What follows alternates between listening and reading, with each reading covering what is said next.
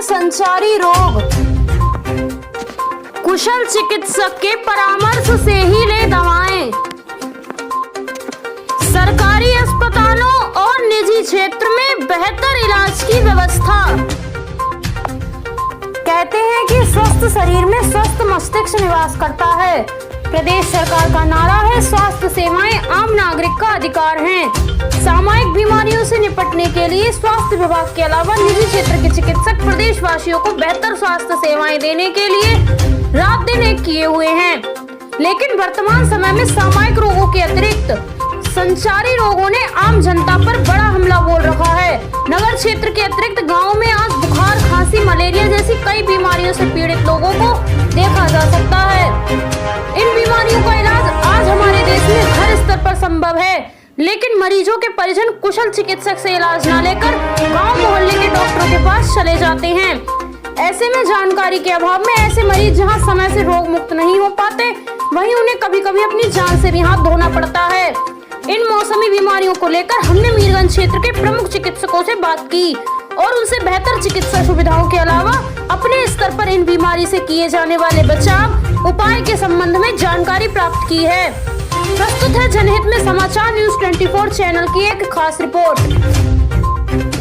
पूछे जाने पर वरिष्ठ चिकित्सक डॉक्टर वीके शर्मा ने बताया, तो हर साल इन दिनों में खांसी, जुकाम, बुखार चलता है। इस समय भी मलेरिया है, पर अप्रत्याशित रूप से मलेरिया की दो फार्म होती हैं, मलेरिया प्लाज्मोडियम फाल्सिफेरम और प्लाज्मोडियम बाइवेक्स।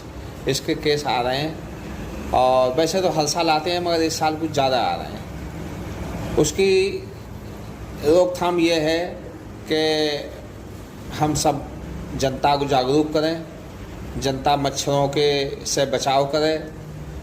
जो पानी भरा रहता है, जैसे कूलर में पानी भरा रहता है, परातों में पानी बरसात का भर जाता है, उसकी सफाई करें, अपने शरीर की सफाई रखें। और एक बात और मैं कहना चाहता हूँ कि हर गांव में कम से कम 8-10 थैला छाप हैं।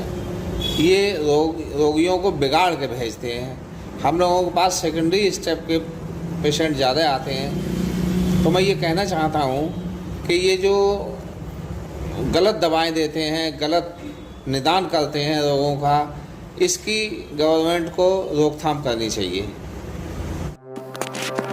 मीरगंज के प्रमुख चिकित्सक डॉक्टर डीसी बजाज ने वर्तमान रोगों के फैलने का कारण और उनसे बचाव के संबंध में जानकारी देते हुए बताया, प्रिकॉशनरी ये रहता है कि पेशेंट को जो है अपने घर के आसपास में ध्यान रखना है कि कहीं पे पानी कलेक्ट ना हो, सफाई का ध्यान रखना चाहिए उसके अंदर। और मलेरिया से बचने के लिए क्या होता है, मच्छरदानी होती है जिसके अंदर मेडिकेटेड होती है, उसके अंदर उसका यूज़ करते हैं।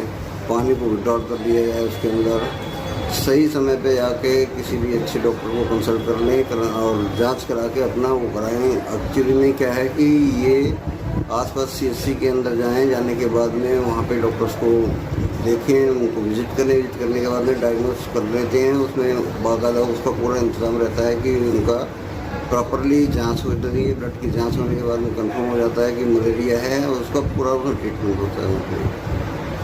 मीरगंज सामुदायिक स्वास्थ्य केंद्र के प्रभारी अधीक्षक डॉक्टर अमित कुमार ने संचारी रोगों के निदान के संबंध में जनता को जागरूक करते हुए बताया। नमस्कार, मेरा नाम डॉक्टर अमित है। मैं सामुदायिक स्वास्थ्य केंद्र मीरगंज में अधीक्षक के पद पर तैनात हूँ। जो आप क्वेश्चन मुझसे पूछ रहे हैं, इसके बारे में अपने क्षेत्रवासियों को थोड़ी सी जानकारी देना चाहता हूँ कि आज की समय में जैसे हमारा बरसात का हमारा सीज़न चल रहा है, तो इसमें जो है हम जो संचारी रोग पे जो नियंत्रण पे हम काम करते हैं, उसमें संचारी का मतलब अगर हम बात करते हैं तो ये होता है कि कोई एक वाहक के थ्रू किसी में भी कोई बीमारी अगर फैल रही है, किसी भी हमारे मनुष्य में, हमारे दोस्तों में, कहीं में भी, तो वहाँ के थ्रू फैल रही है। यानी कि एक वेक्टर है वो। वेक्टर का मतलब है, वेक्टर होते क्या चीज़ है? वेक्टर का मतलब है कि जैसे हमारे पास मच्छर है आज की डेट में, अगर कहीं भी गड्ढे में पानी इकट्ठा हुआ होगा तो वहाँ पे मच्छर लार्वा पैदा होते हैं, फिर मच्छर उसमें बन जाता है, एडल्ट मॉस्किटो बन जाता है, फिर वो तरह तरह की बीमारी को फैलाता है। इसी तरह से जो क्या नाम मक्खी होती है, मक्खी भी वेक्टर का काम करती है, मच्छर भी वेक्टर का काम करता है। तो ये वेक्टर जनित रोग हैं इसको हम संचारी रोग के अंदर में हम उसको लाते हैं, और इस पर हमें कंट्रोल करना चाहिए। कंट्रोल हम कैसे कर सकते हैं? सबसे पहली बात तो देखिए, हम लोग जो बताना चाहता हूँ मैं कि कहीं पे भी गंदगी इकट्ठी ना हो। ये अगर हम गांव वाले के पास हम जाते भी हैं, उनके किसी गांव में विजिट करते हैं तो हम उनको सिखाते हैं कि आपके आसपास कहीं पानी इकट्ठा नहीं होना चाहिए। पानी अगर इकट्ठा होगा तो उसमें मच्छर के जो लार्वा होंगे वो बाद में एडल्ट मस्कीटो बन जाते हैं, फिर वो उसी घर में रहने वालों को काटते हैं। तो पानी इकट्ठा ना हो। कभी कभी आप ये देखिएगा, कभी हमारी भी अगर हम अपनी छत पे जाते हैं या कहीं आप भी अपनी छत पे जाएंगे तो देखेंगे कहीं ना कहीं कांच की शीशी जो है टूटी फूटी पड़ी हुई मिलती है। अगर वो टूटी हुई मिली है तो बरसात का सीजन है, उसमें क्या होगा, पानी इकट्ठा होगा। जब पानी इकट्ठा हो जाएगा फिर उसके अंदर मच्छर अपने अंडे देगा। जब वो अंडे देगा फिर वही एडल्ट मस्कीटो बनेगा और वो उस घर के रहने वाले को काटेगा। एक हमारे घर में सबसे ख़राब चीज़ जो होती है वो कभी कभी आप ध्यान दीजिएगा, फ्रिज है। फ्रिज के पीछे एक प्लेट लगी होती है जी, उस प्लेट में पानी इकट्ठा होता रहता है। तो सप्ताह में हमें वो पानी को भी बदलना है, वरना उसमें भी मच्छर अंडे दे देगा फिर उस घर के मिलता है। अब बात आती है कि मच्छर से क्या क्या बीमारियाँ हम फैलती। मलेरिया हमें सबको पता है कि मलेरिया होता है। इससे मलेरिया के अलावा और क्या क्या होता है उसकी जानकारी ये है, जैसे कि मान लीजिए डेंगू आजकल चल रहा है। डेंगू में प्लेटलेट्स कम हो जाती है, फिर ब्लड से ब्लीडिंग शुरू हो जाती है, नाक से ब्लीडिंग शुरू हो जाती है। अगर प्लेटलेट डाउन हो गई है तो बड़ी खतरनाक बीमारी है। कभी कभी हमारे दिमाग में ब्लड इकट्ठा हो जाता है, तो डेंगू से बचना चाहिए। डेंगू का जो मच्छर होता है वो एडीज़ मच्छर होता है। एडीज़ मच्छर जो है उसकी खासियत ये होती है कि उस पर चित्तीदार सफ़ेद सफ़ेद स्पॉट होते हैं, ये इसकी पहचान का तरीका है। तो उसको डेंगू मच्छर कहते हैं। और डेंगू मच्छर की खासियत ये है कि वो दिन में काटता है, शाम के टाइम नहीं काटता वो मच्छर, सिर्फ दिन में काटता है। तो अब हमें उस मच्छर को अगर हमें हटाना है, उसको भगाना है, उसको मारना है, तो सबसे पहले हमें अपने घर में साफ़ सफाई रखनी है। साफ़ सफाई रखेंगे तो डेंगू के चांसेस कम हो जाएंगे, मलेरिया के चांसेस कम हो जाएंगे। जापानीज एन्केफेलाइटिस बच्चों में ज़्यादा पाई जाती है, उसके लिए हम 15 साल तक के बच्चों को टीकाकरण भी करते हैं, जेई का टीकाकरण करते हैं। वो दिमागी बुखार होता है। दिमागी बुखार जो है जिसको मैं जापानीज एन्केफेलाइटिस कह रहा हूँ, वो अभी हमारे इस क्षेत्र में नहीं है, लेकिन आज से 3-4 साल पहले हमारे क्षेत्र में एक केस था। तो हमें उससे भी अपने बच्चों को बचाव रखना है, समाज को हमें बचाना है। तो ये तो होगी मच्छर से बचने वाली बीमारियाँ जो फैलती है, बीमारी हो जाती है। ठीक है, साथ में अगर मक्खी है, मक्खी हमारे घर में क्या क्या नुकसान कर सकती है, क्या क्या बीमारी फैलाती है। वो हमारे साफ़ खाने पे बैठती है, बैठेगी तो वहाँ से वो अपने बैक्टीरिया जहाँ पे भी बैठी थी बैक्टीरिया लेके खाने पे हमारे रख देगी, तो उससे हमें डायरिया होने के चांसेस ज़्यादा होते हैं। डायरिया से हमें अपने बच्चों को बचाना है। समर में अगर तो समर डायरिया हो जाता है, और जैसे सीजन हमारा जाड़ों का चल रहा है तो उसमें विंटर डायरिया हो जाता है। तो ये हमें मक्खियाँ हमें जो है इससे हमें बचाव रखना है। तो मक्खियाँ भी वही तरीका है कि कहीं भी हमें गंदगी को इकट्ठे नहीं करना है, साफ़ सफाई का विशेष ध्यान रखें।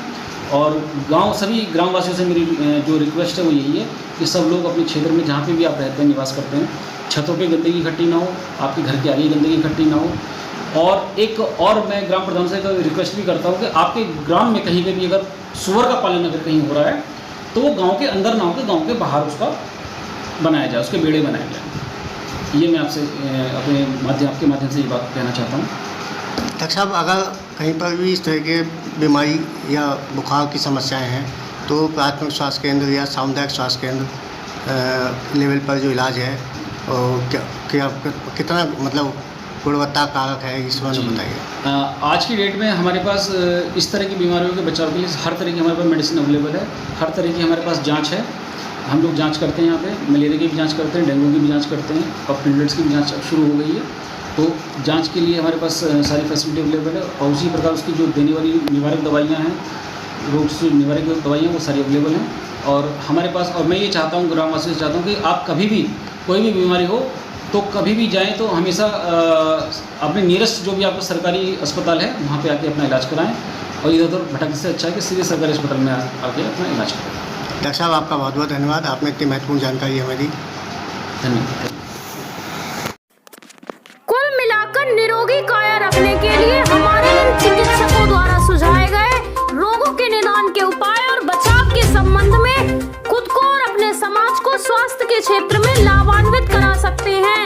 सभी चिकित्सकों का बहुत बहुत धन्यवाद।